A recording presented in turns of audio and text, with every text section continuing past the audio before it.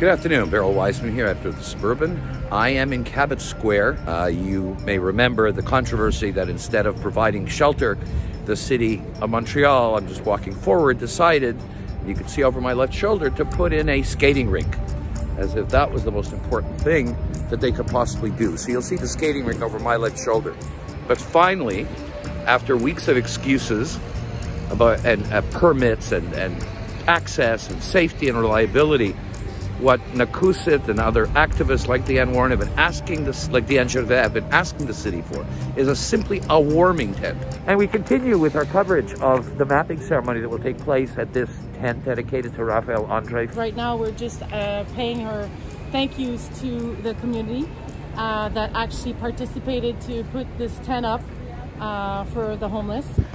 So we had a bit of a real-life tragedy here during this ceremony. The man on the bench that you see is inebriated. He fell to the ground. Several of us got him back on the bench. He's not moving too much. And this is 10 feet from the warming tent. And nobody has the key to the warming tent, including the guard of security. So after we put back on the bench, we called 911. They're sending an ambulance. But this is the reality and the tragedy of life on Montreal streets. And even when something good is done, like this warming tent, 10 feet away, a man may die because he can't get in.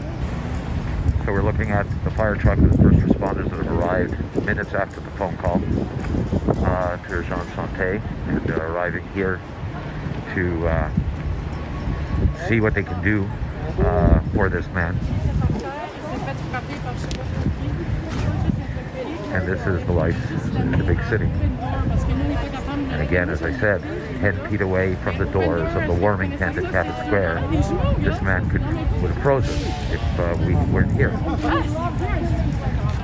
There's the guard, a security guard, who the city pays, of course, to contract with to provide security in the square for the warming tent, but not equipped with a key to open the doors. And right now, they're trying to explain to the fireman where he needs to be transported. So they're bringing over the stretcher. They'll try to lift the man onto the stretcher into the ambulance. And now they're bringing him off the bench onto a stretcher.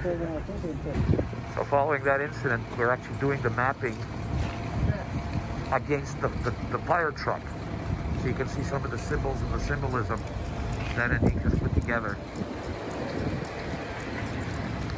And how interesting it is that this revolution of love, as she talked about, happened at a night when we all hopefully managed to save a man's life, and we're reflecting the symbol onto a fire truck that had come to the rescue.